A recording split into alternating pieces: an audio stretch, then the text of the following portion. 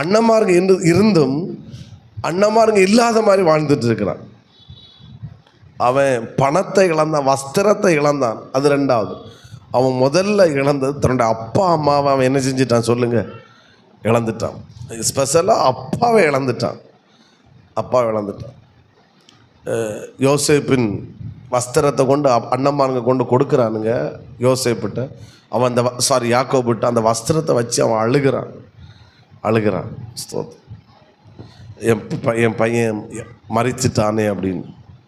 அப்போது அவன் முதல்ல அவனுக்கு காயம் உள்ளே இருக்கு, அண்ணன்மாருங்க செஞ்ச துரோகம்.